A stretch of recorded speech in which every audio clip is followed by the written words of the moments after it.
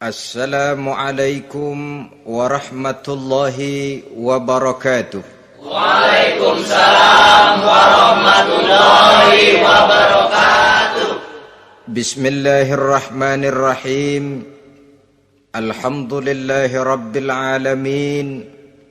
Wassalatu wassalamu ala ashrafil anbiya'i wal mursalin.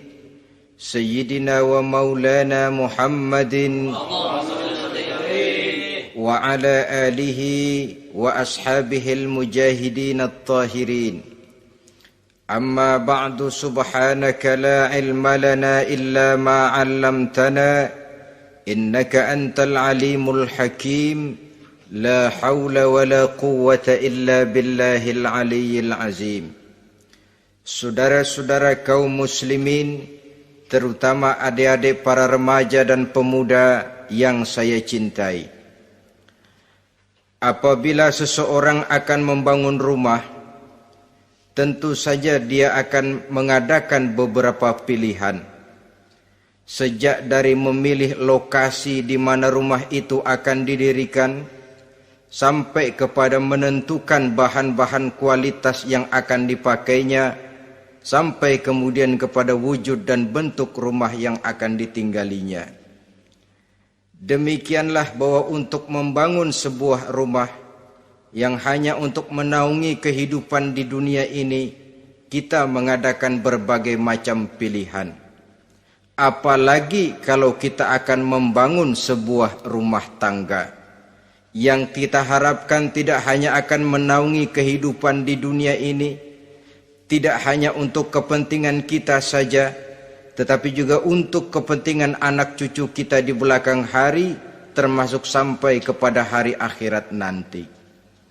Oleh karena itu, pada pertemuan kali ini, saya hanya ingin khusus berbicara kepada adik-adik remaja dan para pemuda, bagaimana sebaiknya memilih jodoh menurut ajaran agama Islam. Dalam Al-Quran, Allah Subhanahu wa ta'ala menjelaskan, Zuyyina linnasi hubbus syahawati minan nisa, bahwa manusia apapun jenisnya, asal dia bernama manusia, dihiasi dengan perasaan cinta kepada perempuan. Jadi sejak dahulunya secara fitrah, laki-laki senang kepada perempuan, sebagaimana perempuan pun senang kepada laki-laki. Dihiasi rasa cinta ini dalam kehidupan manusia. Dan oleh karena adanya rasa cinta, berkembanglah segala macam persoalan. Sehingga seorang ahli cinta pernah berkata, cinta adalah 5 huruf yang membuat persoalan tidak akan pernah selesai. 5 huruf yang membuat persoalan tidak akan pernah selesai-selesai. Tetapi dalam kehidupan sehari-hari sering kita saksikan bahwa cinta ini bisa mendorong, memberikan motivasi yang baik, dan cinta ini pun bisa juga memberikan dorongan yang tidak baik. Oleh karenanya, apabila cinta itu ibarat setetes embun yang jatuh di bumi yang subur, akan tumbuhlah di atasnya aneka ragam bunga-bungaan yang harum semerbak, indah mewangi, sedap dipandang orang, menebarkan rasa aman, damai, sentosa, dan begitu selanjutnya. Tapi jika cinta itu jatuh di hati yang gersang dan tandus, tidak ada yang akan dapat tumbuh di sana selain sirih memanjat batu, kuning daunnya, lemah gagangnya, maka cinta yang semacam itu tidak akan memberikan dorongan positif kepada seseorang di dalam kehidupannya. Maka lebih dahulu kita akan membicarakan cinta dalam artian yang positif ini, untuk nanti sampai kepada perempuan yang bagaimana yang harus kita cintai, atau laki-laki yang bagaimana yang harus dicintai oleh seorang perempuan. Saudara hadirin yang saya hormati, cinta dalam artian yang positif, pertama, dia selalu mendatangkan keindahan. Yang kedua, cinta itu memberikan energi atau semangat untuk berjuang. Dan yang ketiga, cinta itu selalu membawa resiko dalam bentuk pengorbanan. Maka cinta yang positif pertama melahirkan keindahan. Disinilah orang memerlukan filter atau saringan. Sebab keindahan yang didasarkan karena cinta itu merupakan satu keindahan yang relatif saja. Boleh jadi karena indah orang jadi cinta, boleh juga jadi karena cinta segala sesuatu terasa jadi indah. Namun bagaimanapun juga, kalau hati sudah diliputi oleh rasa cinta, segalanya akan terasa menjadi indah. Cinta itu adalah keindahan. Yang kedua, cinta itu energi, melahirkan dorongan dan semangat. Yang lemah bisa menjadi kuat, yang takut bisa menjadi berani, yang jauh jadi terasa dekat. Itu semua karena dorongan cinta. Dan dari energi ini lahirlah yang ketiga, bahwa cinta adalah pengorbanan. Sehingga orang berkata, berani bercinta artinya harus berani berkorban. Takut berkorban, jangan bercinta. Kalau cinta ini kita salurkan kepada nilai-nilai agama umpamanya, yang pertama, cinta mendatangkan keindahan. Kita cinta kepada agama, maka apapun yang diperintahkan oleh agama akan terasa menjadi indah. Solat akan terasa menjadi indah, puasa terasa menjadi indah, zakat terasa menjadi indah, jihad pun akan terasa menjadi indah. Persis kalau kita cinta kepada seorang gadis. Jika kita cinta kepada seorang gadis, apanya saja akan kelihatan menjadi indah. Jalannya terasa indah, lenggang-lenggoknya terasa indah, suaranya merdu padahal cemprengnya bukan main. Seluruhnya akan mendatangkan keindahan karena dasarnya sudah cinta. Cinta membawa kepada keindahan. Yang kedua, cinta itu melahirkan energi. Orang yang cinta kepada agama akan lahir tenaga dan semangatnya melaksanakan ibadah, melaksanakan puasa, melaksanakan zakat, melaksanakan solat, melaksanakan haji, bahkan melaksanakan jihad sekalipun. Cinta selamanya menimbulkan energi dan semangat. Sama saja dengan kita apabila jatuh cinta kepada seorang gadis, walaupun rumahnya jauh, katanya, gunung pun akan kudaki, lautan pun kuseberangi. Untuk apa itu? Untuk menemui apa yang kita cintai. Cinta selamanya melahirkan energi. Capek tidak terasa, lelah tidak terasa, semuanya tertutup oleh keindahan yang bernama cinta. Lalu yang ketiga, cinta membawa pengorbanan. Apabila kita cinta kepada agama, maka pengorbanan terhadap apapun yang diminta oleh agama, baik itu pengorbanan waktu, tenaga, pikiran, harta, bahkan pengorbanan nyawa sekalipun, kita tidak akan berat melaksanakannya karena cinta kita kepada agama yang kita anut ini. Demikian juga cinta kita kepada seorang perempuan akan membuat kita rela berkorban. Apapun yang dia minta, jangankan kita tidak mampu, kita tidak mampu sekalipun, kita masih berusaha untuk mampu guna memenuhi tuntutan si buah hati belahan jantung. Kadang-kadang malam minggu si doi ngajak nonton, umpamanya duit tidak ada, gajian belum, kerja enggak.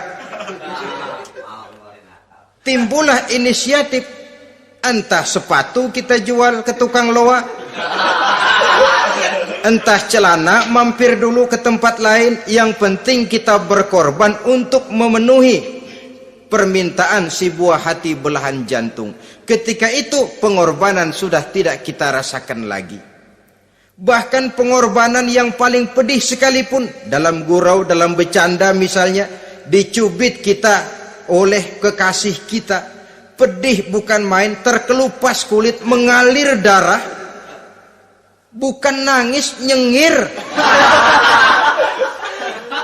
malah kadang-kadang minta tambah dicubit lagi.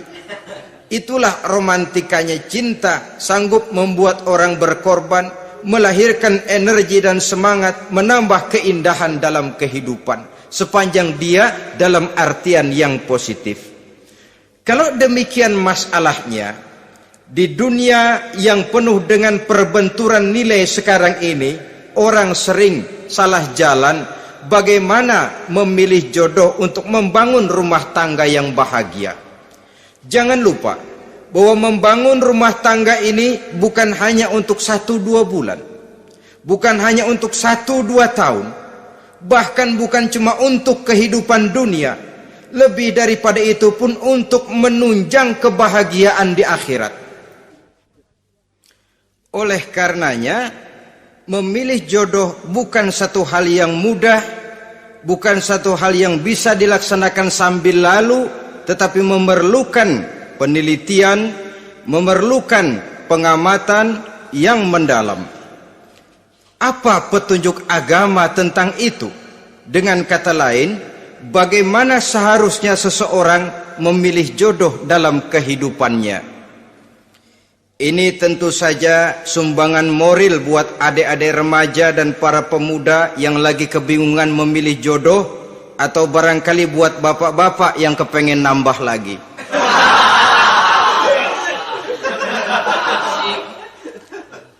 Mohon maaf kepada ibu-ibu, saya tidak menganjurkan, cuma ngajarin. Yang pertama, menurut Nabi, nikahilah perempuan itu karena rupanya, karena hartanya, karena keturunannya, dan karena agamanya. Ada 4 motif utama di sini. Pertama, memilih jodoh, lihatlah rupanya. Lagian siapa yang kepengen dapat jodoh rupanya nggak karu-karuan? Cari rupa yang cantik, indah, dan menawan. Namun jangan lupa, saya katakan di zaman di mana sering terjadi benturan nilai seperti sekarang ini, orang sulit untuk mendapatkan keaslian. Di mana teknologi sudah sedemikian canggih, di mana ilmu kedokteran sudah sedemikian maju, maka berbagai macam rupa bisa dibentuk dengan apa yang dinamakan operasi plastik misalnya. Yang pesek bisa dibikin mancung, kuping yang kelebaran bisa dibikin sedang, pipi yang kembung sebelah bisa dibikin rata, janggut yang tidak menarik bisa dibikin bak lebah bergantung katanya. Oleh karena itu, kalau pilihan hanya tertuju kepada rupa yang cantik saja semata-mata, kita sudah melakukan satu kesalahan yang sangat besar. Sebab apa? Diperingatkan oleh Nabi melalui hadis Ibnu Majah, Bazar dan Baihaqi dari Ibnu Umar. Janganlah kamu kawini seorang perempuan karena kecantikannya, sebab kecantikan boleh jadi akan mencelakakan. Jangan juga kamu kawini perempuan karena hartanya, sebab kekayaan biasanya akan mendatangkan kesombongan. Tetapi kawinilah karena agama dan akhlaknya, karena itulah yang akan membawa kepada kebahagiaan. Saudara-saudara kaum muslimin, terutama adik-adik remaja dan para pemuda, dikala usia puber, apalagi mata baru terbuka, awal balik namanya, remaja sering kehilangan filter. Pokoknya asal ngelihat rupa yang sudah lemot, denok, geboy, pikiran pun hanyut, malam terkenang, siang terbayang, tidur tak nyenyak, makan tak enak katanya, selalu terbayang wajah si doi. Dikala itu orang kehilangan pertimbangan bahwa rupa yang cantik kadang-kadang sering menipu. Diriwayatkan oleh Imam Ibnu Abbas, satu hari ketika sedang kumpul dengan para sahabat, lewatlah orang dengan potongan potongan orang kaya. Kelihatan kan, orang kaya sama orang miskin jalannya aja lain kan. Jalannya saja, jangan gaya hidupnya, jalannya saja lain. Liwat dia. Rasul bertanya kepada seorang sahabat, menurut pendapatmu bagaimana orang yang lewat itu? Kata sahabat, oh yang lewat ini ya Rasul, kalau dia meminang perempuan pasti diterima. Kalau dia menolong orang pasti berhasil. Kalau dia ngomong pasti didengerin. Kenapa? Orang kaya. Orang kaya ya Rasul. Kalau dia minang, perempuan mana yang kagak bisa menerima kalau dipinang oleh orang kaya, biar mukanya udah belipet kayak dompet tanggung bulan. Kalau memang duitnya banyak, nggak kelihatan tuh muka yang belipet, yang kelihatan duit. Kalau dia nolong orang, pasti berhasil apa yang dia tolong itu. Kalau dia ngomong, pasti didengerin orang, walaupun omongannya biasa-biasa saja. Kenapa? Orang lihat penampilannya. Sudah, ketika orang itu lewat, beberapa lama kemudian lewat lagi seseorang yang kelihatannya miskin. Rasul tanya lagi, kalau orang ini, bagaimana pendapat kamu? Wah, potongan begini sih Rasul. Kalau dia minang, orang tolak. Siapa yang mau kawin sama kere begini? Kalau dia nolong orang, pasti nggak berhasil. Kalau dia ngomong, kagak bakalan ada yang mau dengerin. Siapa yang mau dengerin orang susah ngomong? Setelah orang itu lewat, apa kata Rasul? Orang yang terakhir, yang lewat ini, yang barusan lewat, jauh lebih baik dari yang pertama yang lewat tadi. Jauh lebih baik. Maksud dari ucapan ini, Rasul sebenarnya mendidik para sahabat jangan tertipu oleh penampilan. Sebab penampilan tidak selamanya mencerminkan keaslian. Apalagi di zaman sekarang, salon di mana-mana bejibun. Alis mata bisa dibikin, pipi bisa dicat. Yang pinggir kuning, yang tengah merah, di sebelah merah ada yang kehitam-hitaman, persis orang kepentok tiang listrik.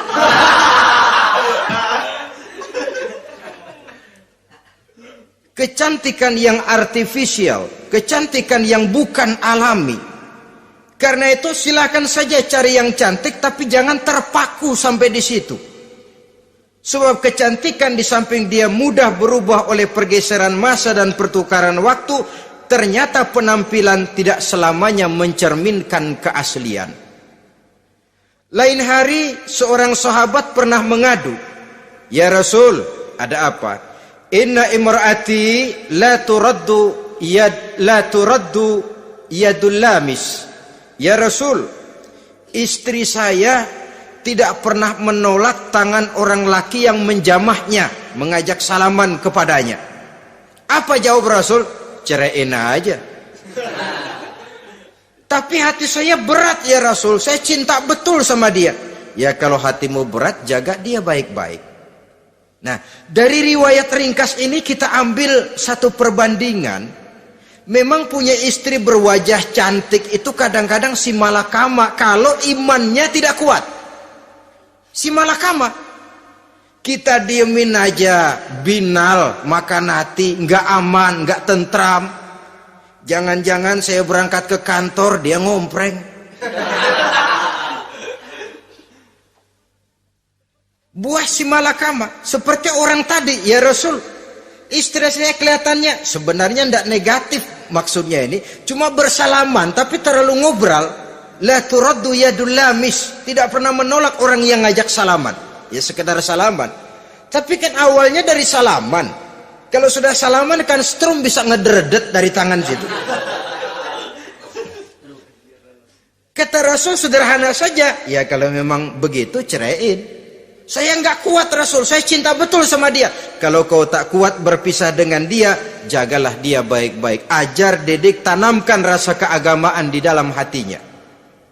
Saudara-saudara kaum muslimin, jadi rupa yang cantik tanpa didasari oleh nilai-nilai agama akan membuat seorang suami di rumah tangganya seperti si malakama. Seperti berhadapan dengan buah si malakama kalau tidak diiringi dengan nilai-nilai moral yang luhur dan bekal agama yang tangguh. akan pergi jauh dari rumah rasanya tidak aman, sedangkan di rumah saja siapa yang akan mencari nafkah, dan begitu selanjutnya. Orang tadi jelas berhadapan dengan buah si malakama, didiamkan, makan hati. Sebab maaf, kalau seorang suami sudah tidak punya rasa cemburu terhadap istrinya, itu kan yang disebut dayus. Dan dayus itu jangankan masuk surga, bau surga saja dia tidak dapat. Tapi cemburu dalam artian bukan cemburu buta, cemburu dalam artian yang wajar. Dia cemburu, akan dikerasi takut kalau istrinya minta cerai, sedangkan dia cintanya sudah kadung medok bener. Si malakama jadinya. Nah, ini juga satu riwayat yang memberikan gambaran kepada kita. Pilihan, silakan cari rupa yang cantik saja, cari yang cantik. Tapi kalau itu dijadikan motif utama tanpa dasar-dasar agama, saya khawatir nanti rumah tangga kita akan berhadapan dengan buah si malakama. Jadi adik-adik remaja, usaha, ikhtiar, cari yang cantik, yang kira-kira nggak membosenin, supaya kita betah tinggal di rumah, supaya kita merasa ada tempat berbagi rasa, ada tempat kita bernaung. Sebab kalau nyari bini sebini-bininya mah, ya jodoh di tangan Tuhan, kagak usah nyari juga ntar datang diri umpamanya. Iya, kalau yang datang peot. Orang harus berusaha, walaupun pada akhirnya jodoh toh memang ditentukan Allah. Kan 3 hal yang kita tidak bisa menentukan itu katanya. Maut, rezeki, jodoh. Itu yang masuk mysterious problem. Problem yang misterius. Maut, misterius. Kapan kita mati, kita sendiri tidak tahu. Tahun depan, 50 tahun lagi, 100 tahun lagi, tidak pernah seorang pun diberitahu. Tapi yang pasti dia bakal datang. Kapan dan di mananya, kita tidak tahu. Bisa di rumah, bisa di masjid, ya alhamdulillah. Bisa di majelis taklim, syukur. Bisa di medan perang membela agama, bagus. Pasti dia akan datang. Maut, mysterious problem, sesuatu yang kita tidak tahu kapan datangnya. Rezeki, gitu juga. Sehingga orang sering bilang, rezeki katanya kayak bayangan. Kita uber-uber, dia lari. Kita diam, dia mah diam. Setengah mati kita uber-uber. Emang ukuran segitu, segitu aja. Begitu kita nggak ngapa-ngapain, datang yang bawain rezeki. Namanya rezeki itu mysterious problem. Kadang-kadang ngobek, sungsang, sumbul, udah segala tanah orang kita ukur-ukurin. Udah segala ngomong sudah nggak ada yang loh, tuh sudah buta. Tapi memang bayangan, kalau belum rezeki ya belum. Kadang-kadang nyari kode sampai tidur di kuburan, belepotan tanah kuburan loh. Yang aneh lagi kadang-kadang orang gila ditanyain. Allahu Akbar, ini kode-kode zaman sekarang ini sampai orang waras nanyain orang gila, itu gimana itu? Ini sudah efek yang betul-betul negatif. Sudah jelas orang gila kok ditanya. Apa kira-kira yang nanya nggak lebih gila dari yang gila itu?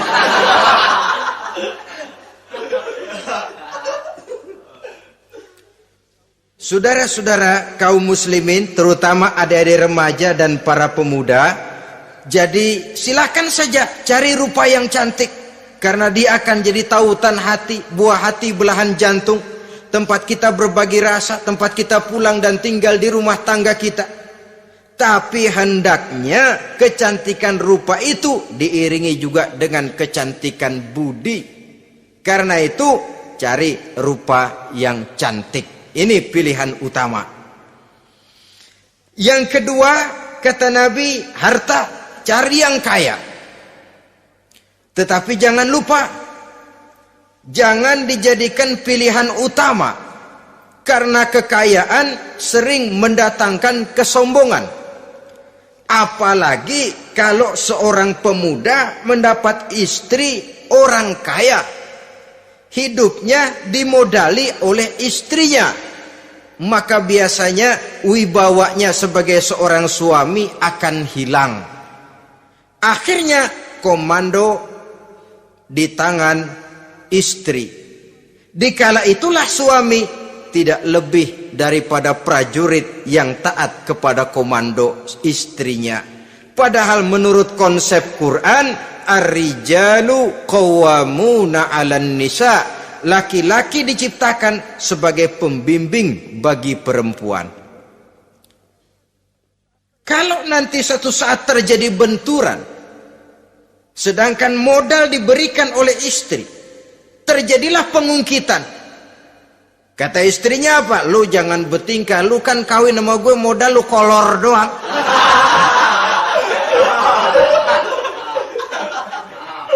Kalau sekarang bertingkah silakan keluar rumah. Bawa seperti engkau datang dulu, jangan bawa apa-apa. Pergilah seperti engkau datang dulu kemari. Hilanglah wibawa seorang suami. Suami kalau udah digentak sama istri begitu, ngelempuruk kayak ayam sampar. Di mana lagi letak wibawanya? Harta sering mendatangkan kesombongan. Oleh karena itu, walaupun diperintahkan cari yang keturunan orang kaya, tapi maksudnya jangan dompleng. Sebab kepribadian seorang suami akan ditentukan oleh sifatnya sendiri. Keberadaannya ditentukan oleh karya dan perbuatannya sendiri. Itulah yang akan menampilkan kepribadian dia dalam kehidupan di masyarakat ini. Saudara-saudara kaum muslimin, terutama adik-adik remaja dan para pemuda, kan kadang-kadang di zaman sekarang kan kelas-kelas gigolo, playboy ya, nyari tante-tante kesepian, mejeng-mejeng di pinggir-pinggir jalan dengan harapan apa? Ya barter lah, tukar tambah, nah, supaya dapat rokok, dibelikan pakaian, motor dan sebagainya. Tapi yang jelas hilang harga diri sebagai laki-laki, dan itu yang paling mahal. Kalau seorang laki-laki sudah kehilangan harga diri, apalagi yang bisa dibanggakan dalam kehidupan ini? Apa artinya naik mobil kalau kepala tertunduk ke bawah?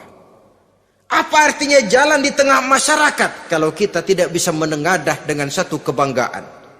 Hilangnya harga diri merupakan kehancuran awal dari sebuah pribadi yang untuk jangka panjang kita tidak akan bisa lagi berbuat banyak. Tanpa harta orang memang sulit untuk bahagia, tapi harta semata-mata bukan merupakan jaminan bahwa orang lantas akan bahagia. Saya barangkali harus berkata, banyak orang miskin yang kaya, tapi tidak sedikit orang kaya yang miskin. Saya ulangi ini, banyak orang miskin yang kaya, tetapi tidak sedikit orang kaya yang miskin. Nah, bagaimana pengertiannya? Orang miskin yang kaya, materinya sederhana, peralatan rumah tangganya sederhana, tapi hatinya kaya. Oleh karena hatinya kaya, jiwanya lapang. Sebaliknya, orang kaya yang miskin, di tengah kelimpahan materi yang berlimpah, segalanya serba ada, hatinya yang miskin. Kelimpahan materi tidak akan sanggup mengobati kemiskinan hatinya. Sehingga di tengah kehidupan yang serba ada, dia masih merasa kurang, maka dia tidak pernah cukup. Di tengah kemilauan dan gemerlapan serta glamornya rumah mewah, dia merasa hidup di tengah gurun pasir yang gersang dan tandus. Karena itu, biarlah miskin harta tapi kaya budi, daripada kaya harta tapi miskin budi. Lebih utama lagi kaya harta, kaya budi. Itu idealnya. Dasar pilihan ketiga sesudah rupa dan harta menurut Nabi, keluarga. Faktor keturunan sangat menentukan. Pepatah mengatakan, buah apel akan jatuh tidak terlalu jauh dari pohonnya. Biasanya kalau bapak kalong, anak kampret.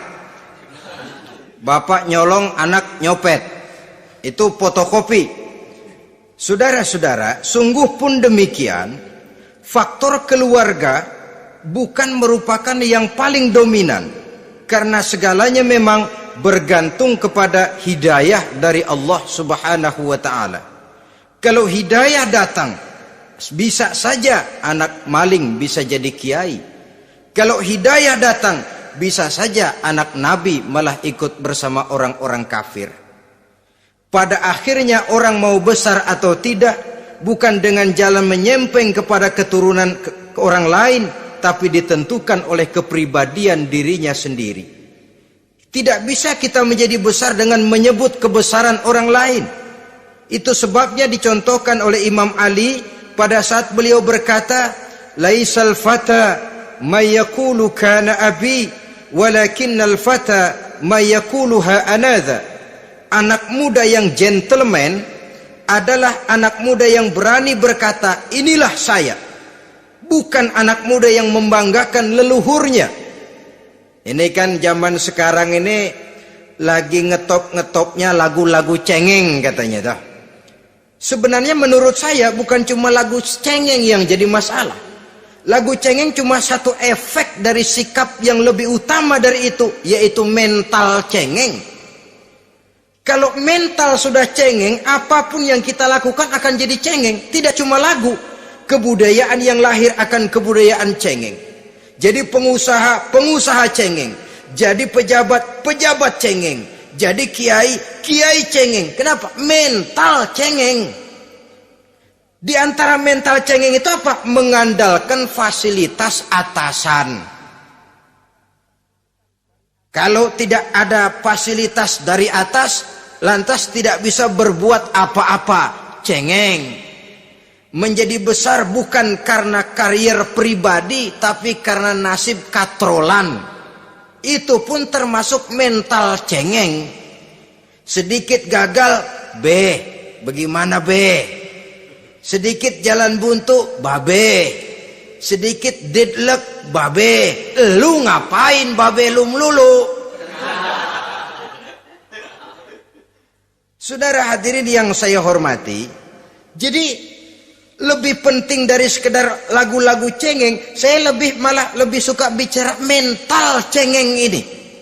Mental yang cepat putus asa, mental yang tidak mau mengeluarkan usaha maksimal, mental yang hanya mengandalkan fasilitas.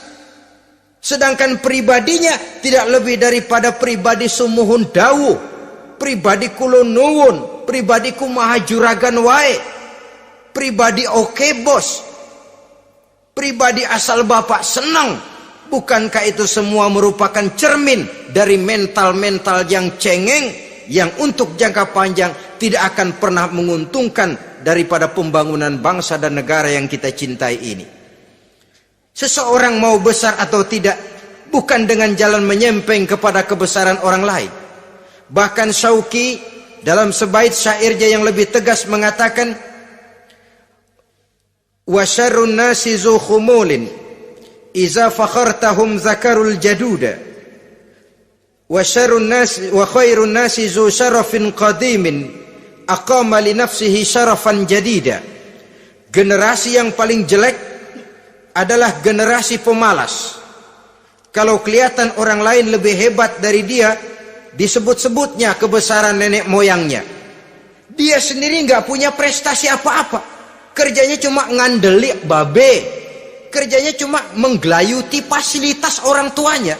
Tanpa itu dia tidak akan punya nilai dan harga sama sekali. Ini generasi paling jelek. Kalau orang lain kelihatan lebih hebat, dia sebut nenek moyangnya. Lo sih belum apa-apa, lo baru kopral lo. Engkong gua no, komandan Hansip. Engkongnya yang disebutin. Dia sendiri tidak punya prestasi apa-apa. Jadi silahkan saja cari gadis dari keturunan keluarga yang baik-baik. Tapi jangan jadikan tendensi utama, jangan dengan niat untuk menyempeng kepada kebesarannya. Tapi paling tidak dengan niat agar mudah-mudahan dari benih yang baik ini akan lahir keturunan-keturunan yang baik pada akhirnya nanti. Itu yang kita harapkan. Bukan lalu dengan pertimbangan, weh mertua gue bos nih, kali aja begitu gue kawin dia mampus. Ini semua warisan kan jatuh kemari semua. Kalau itu niatnya sudah jelas salah. Kita mencari perempuan dengan keturunan-keturunan yang baik dengan berharap agar anak-anak kita nanti yang akan merupakan benih cucunya akan melahirkan kebaikan-kebaikan seperti leluhurnya dulu. Saudara, pilihan yang keempat kata Nabi, agama. Ini yang paling inti. Kenapa? Agama itu motivasinya moral. Di sini segalanya ditentukan. Rupa yang baik, harta yang banyak, keluarga yang luhur. Kalau sudah dilandasi oleh agama yang rapuh, bahkan tidak beragama sama sekali, ketiga hal di atas tadi hanya akan mendatangkan malapetaka. Sekarang kan kita tertipu oleh penampilan, padahal penampilan belum tentu kenyataan. Di jalan-jalan kita akan lebih terpesona melihat gadis pakai miniskirt di atas lutut ketimbang kita melihat gadis-gadis yang pakai jilbab. Kalau sudah pakai jilbab keliwat, yang usil banyak banget, bau sorga nih. Bau sorga katanya. Tapi kalau sudah yang pakai miniskirt itu yang lewat, itu dari ujung ke ujung mata kagak mau kedip. Laler nemplok di mata kagak dirasain. Kita terpesona oleh penampilan zahir, padahal penampilan belum tentu memantulkan hal yang sebenarnya. Tapi memang itulah watak manusia. Watak manusia, saya katakan manusia tanpa kecuali. Tetapi bergantung kepada pemikiran jangka pendek atau jangka panjang. Kalau jangka panjang yang kita pikirkan, ya tentu kita tidak akan mudah terpesona oleh hal yang zahir. Sampai-sampai Quran sendiri mengatakan budak yang hitam legam tapi beriman itu lebih baik daripada orang-orang musyrik walaupun cantik, denok, lemot, geboy. Ada lagi nggak bahasa yang lebih dari itu? Cantik, denok, lemot, geboy, bahenol, nerkom. Tapi kafir masih lebih baik budak yang hitam legam sekalipun. Kalau dia beriman. Kenapa? Rumah tangga untuk jangka panjang.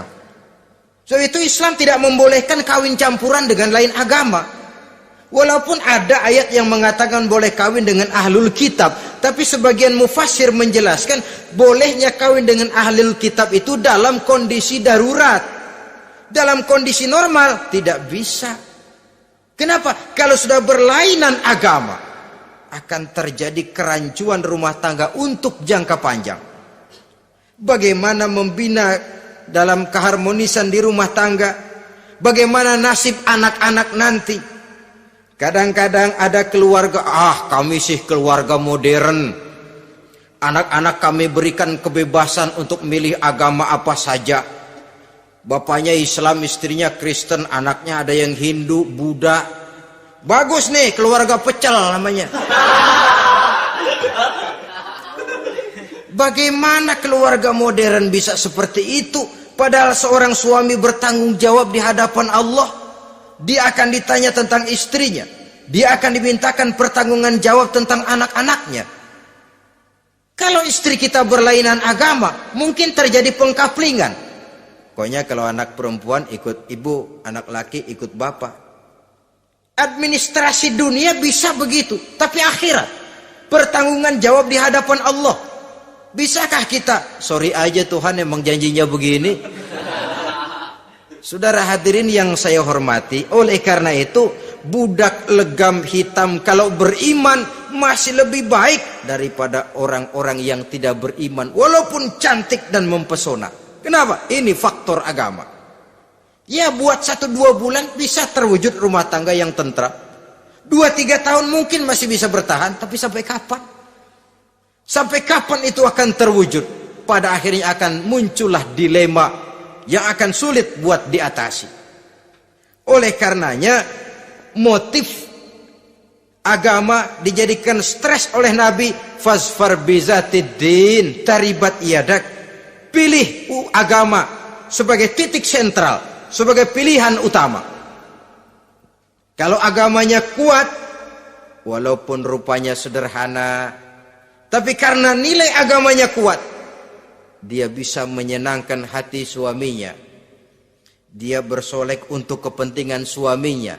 Dia taat kepada suaminya. Harta, dia anak orang kaya untuk membantu perjuangan suaminya.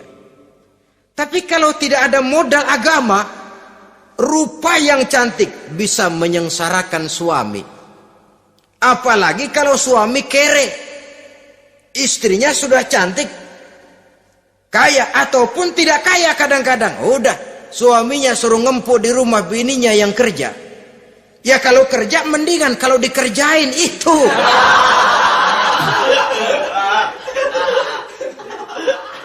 Itu yang repot. Saudara hadirin yang saya hormati, dan ini bukan satu dua kasus. Alangkah malangnya kalau sudah terkena hal seperti itu. Akhirnya seperti pengaduan sahabat kepada Rasul tadi. Mau diceraiin, cinta saya udah medok benar Rasul. Enggak diceraiin, hati saya ngebet, pegel. Si malakama akhirnya.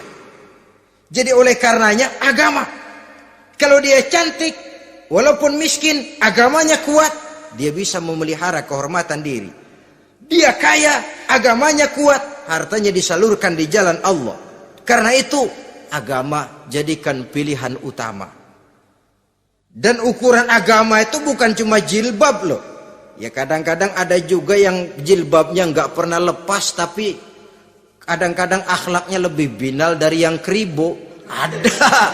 Ada cuma sekedar kamuflase saja, itu pun penampilan, sekedar penampilan saja. Cuma dari segi aurat ya memang lebih baik dan lebih utama, dan saya kira lebih mengundang penasaran toh. Duren kalau udah dibuka kan kelihatan isinya, emang udah begitu, udah. Tapi kalau masih rapat, itu yang rasanya kita pengen buka. Timbul tantangan, gue pengen tahu isinya. Rasanya juga begitu. Sama saja dengan baju, kalau dibungkus rapat di plastik, ditaruh di etalase, adanya di toko mau serba ada, tahu kita barang mahal nih. Biar punya duit, kita mau nawar ragu-ragu, takut nggak cukup. Tapi kalau barang sudah dibuka di jalanan, diobral di pinggir jalan, murahan, 1.003 masih dicampur odol. Yang begitu sih biar nggak punya duit, kita berani banget nanya, nawar, megang lagi nyemek. Berat duit nih bang. Kenapa? Barang sudah terbuka. Jadi saudara-saudara, syukur kalau keempat-empatnya ini jodoh terkumpul dalam jodoh yang saudara cari. Sudah rupanya cantik, kaya, keturunan orang baik-baik, agamanya kuat. Nah, surga dunia tuh. Yang begitu cari. Kalau ada yang begitu, saya juga mau nambahin satu lagi.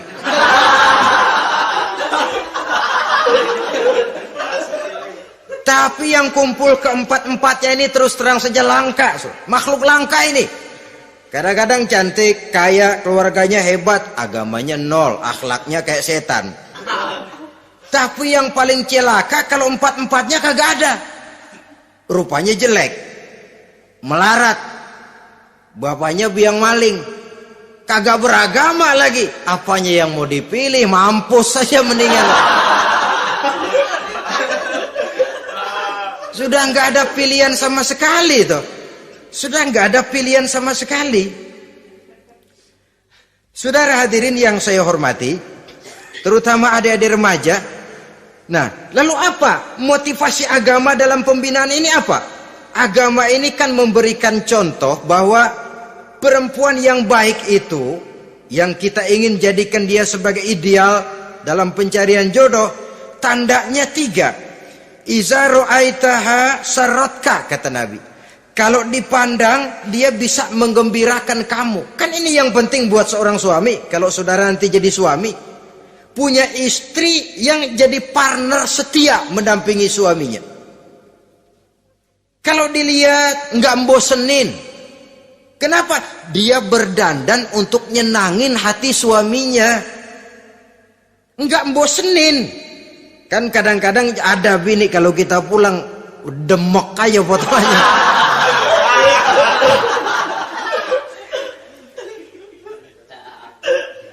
Ini yang bikin suami nggak betah di rumah ini kan yang begini. Adapun perempuan yang beragama, apabila dipandang oleh suaminya, dia pandai menyenangkan hati suaminya. Andai kata suaminya dalam kesulitan, dia tidak menambah beban kesulitan. Paling tidak dia bisa memberikan satu bantuan moral. Bantuan moral untuk mengurangi beban kesulitan daripada suaminya. Suami pulang dagang rugi, kata istrinya, romantika bang. Sekali-sekali lah, masa selamanya dagang mau untung. Besok siapa tahu untung lebih besar. Kan meringankan tuh. Kadang-kadang enggak, suami pulang dagang dari pasar panas, rugi. Sampai rumah bini pidato, pletar-pletor. Lu dagang rugi, emang lu laki goblok.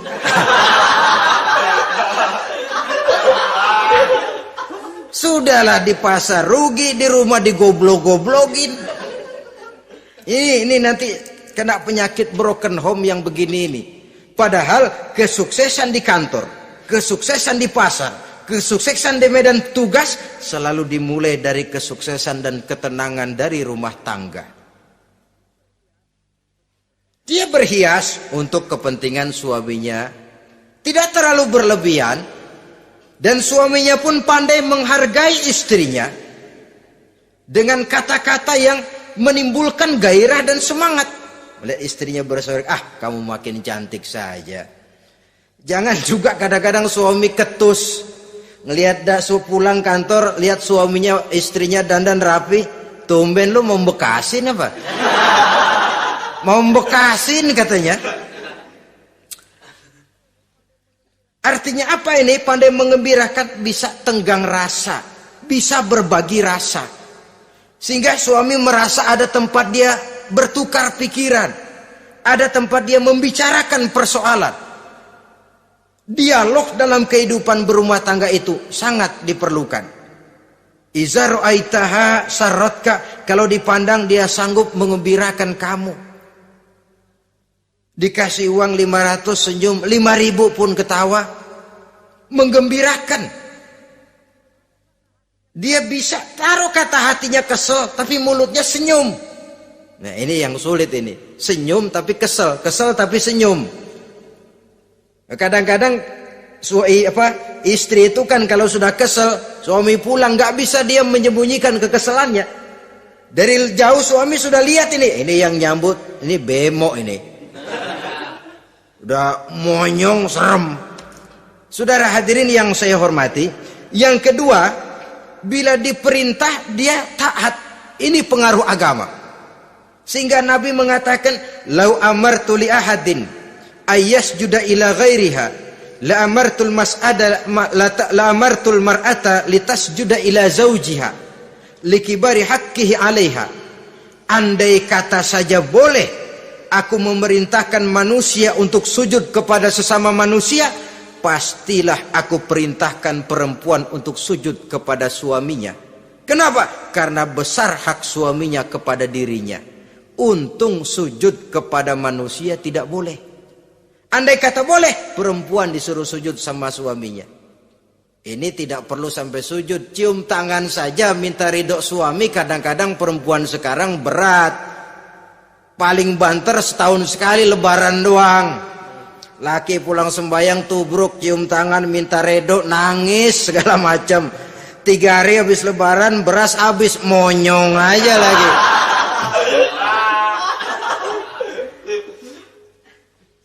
Saudara hadirin yang saya hormati, yang ketiga, akibat pengaruh agama, dia sanggup memelihara kehormatan diri dan sanggup menjaga harta suaminya. Memelihara kehormatan diri baik pada saat suaminya di rumah atau pada saat suaminya tidak ada di rumah. Satu riwayat, seorang sahabat akan pergi perang jihad di fi sabilillah. Ketika mau berangkat dia bilang kepada istrinya, saya mau berangkat perang. Kalau saya belum pulang kamu jangan keluar rumah. Baik bang. Pergi istrinya, pergi suaminya jihad. 1 minggu, 2 minggu berlalu, belum juga pulang. Satu hari datang utusan dari rumah orang tua si istri ini. Assalamualaikum bu. Waalaikumsalam. Ada apa? Ada berita kurang enak bu. Orang tua ibu sakit parah. Mohon tolong ditengokin. Apa kata si istri? Maaf saja, suami saya belum pulang dari medan perang. Saya belum dapat izin keluar rumah kalau dia belum pulang. Tolong sampaikan maaf saya kepada orang tuanya. Pulanglah utusan tadi. Besok balik lagi. Bu, ada apa? Udah Senin Kemis. Napasnya sudah sampai tenggorokan. Tolong tengokin buat terakhir kalinya bu. Suami saya belum pulang. Dia pesan kalau dia belum pulang saya jangan keluar rumah. Saya nggak bisa tengokin orang tua saya. Salam maaf saja. Pulang utusan itu. Besok balik lagi. Bagaimana? Sudah meninggal bu. Mau dikubur. Tengokinlah buat terakhir kalinya. Suami saya belum pulang. Saya belum berani keluar rumah kalau suami saya belum pulang. Itu janji saya sama suami saya. Pulanglah utusan ini ngadu kepada Rasulullah sallallahu alaihi wasallam. Ya Rasul, ini perempuan kelewatan benar. Dari orang tuanya sakit sampai sekarat, sampai mati, sampai dikuburin dia nggak nengokin. Memangnya kenapa? Suaminya katanya pergi jihad. Dan suaminya tidak mengizinkan dia keluar rumah. Kalau si suami belum pulang. Apa jawab Rasul? Marahkah beliau? Tidak, beliau senyum. Apa katanya? Dosa orang tua yang meninggal ini telah diampuni oleh Allah karena dia punya anak perempuan yang begitu taat kepada suaminya. Allahu Akbar. Dosa orang tua yang sudah meninggal itu diampuni oleh Allah karena dia punya anak perempuan yang begitu taat kepada suaminya. Ketaatannya kepada suaminya menyebabkan dosa orang tuanya diampuni oleh Allah Subhanahu wa taala. Suami pergi jihad, orang tua sakit keras, tidak berani dia keluar rumah. Itu tandanya bisa menjaga kehormatan diri. Kalaupun satu saat suaminya manggil, bu tolong ambilin uang di dompet. Dompetnya dibawa, bang ambil saja sendirilah, nanti salah ambil lagi saya. Kadang-kadang enggak, suaminya pergi mandi, dompet berantakan. Saudara hadirin yang saya hormati, ini motivasi agama. Jadi kecantikan zahir yang diimbangi dengan kecantikan batin oleh karena pengaruh agama tadi. Kalau sudah kemari, orang tidak perlu mikir-mikir operasi plastik, bikin yang pesek jadi mancung supaya orang tertarik, bikin belakang yang kurus jadi menarik. Tidak. Orang tidak perlu lagi pakai susuk-susukan, dipasang di bibir supaya kalau senyum orang gempor, supaya kalau ngomong orang percaya, dipakai di kuping supaya macam-macam. Tidak perlu lagi pakai jompa-jampe, pelet-peletan supaya kalau diludahin orang ngikut. Nggak perlu lagi. Kenapa? Cinta itu nature, sesuatu yang alamiah, yang tidak bisa dipaksakan. Dia kudrati, karunia dari Allah.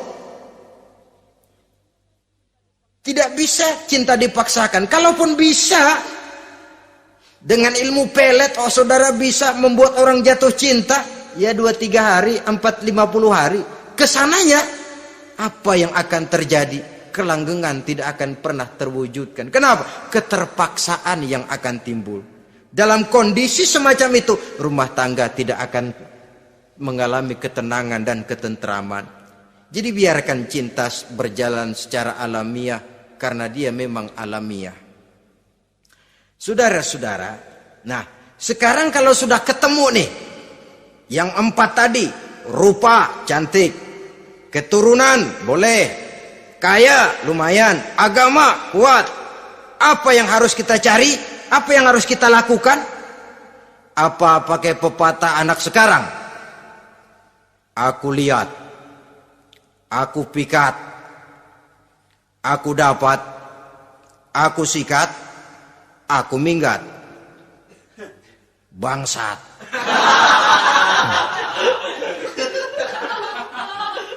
Itu kan ada moto cinta kilat begitu tuh. Cinta kilat katanya.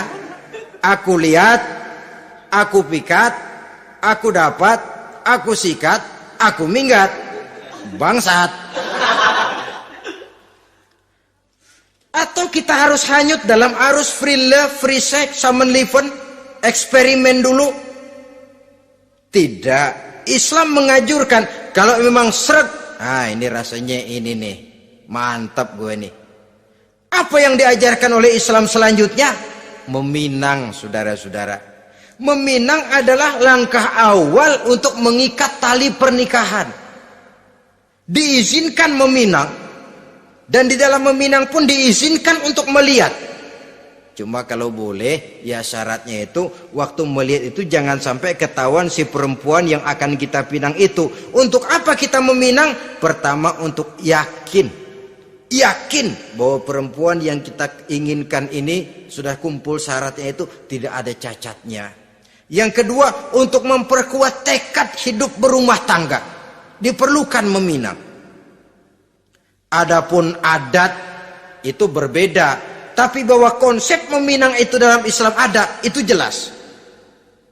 Ya kalau mesti bawa pisang raja, pakai roti buaya, pakai martabak segede ban mobil truk segala macam, itu adat saja, ya. Tapi yang real meminang itu ada dalam Islam. Nah, bagaimana adab meminang? Setelah kita tahu anak ini cantiknya ya, keturunan baik, ya kekayaannya lumayan, agamanya kuat, pinanglah dia. Caranya boleh lihat langsung. Lihat langsung kalau bisa tanpa setahu si perempuan. Dan batas yang boleh dilihat itu muka dan tangan. Itu saja.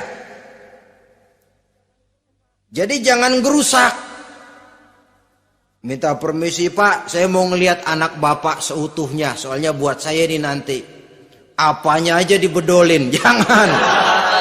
Kira-kira yang boleh itu muka sama tangan. Andai kata kita risih, sebab nanti kalau nggak jadi akan jadi timbul rasa malu dan si perempuan juga kasihan.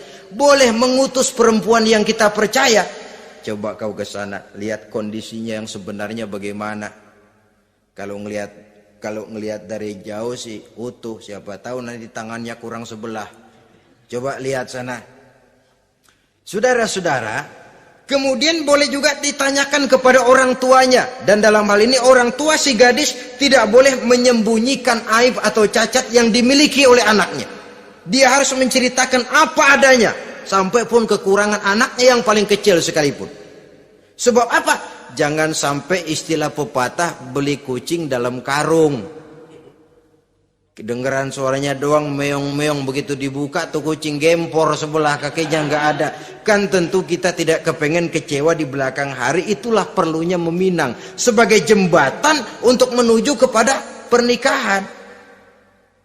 Nah, dengan demikian kalau sudah usaha meminang ini dilaksanakan, jangan merasa sudah setengah resmi. Ini yang kadang-kadang jadi penyakit. Malah sesudah meminang harus masing-masing lebih menjaga diri, menjaga kehormatan, menjaga pergaulan. Kenapa? Agar saat memasuki jenjang pernikahan nanti merupakan jenjang yang sangat ditunggu-tunggu. Ada rasa keinginan tahu. Kalau tidak, ya udah biasa, nggak giroh lagi ngadepin perkawinan. Kenapa? Kemarin-kemarin gue udah cobain. Hilang gairah lagi. Sebab itu kalau sudah meminang jangan merasa sudah setengah halal.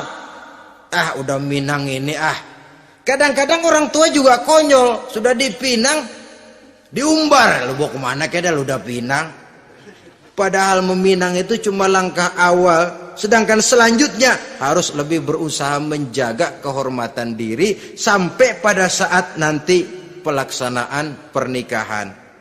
Nah, saudara-saudara, terutama adik-adik remaja dan para pemuda, walaupun agak sekilas memang karena terbatasnya waktu pada pertemuan ini, mudah-mudahan bisa memberikan gambaran yang sepintas tentang bagaimana sebaiknya kita memilih jodoh di dalam membina rumah tangga yang bahagia. Semoga ada manfaatnya. Terima kasih atas segala perhatian. Mohon maaf atas segala kekurangan. Usikum wa nafsi bitaqwallah. Wassalamualaikum warahmatullahi wabarakatuh.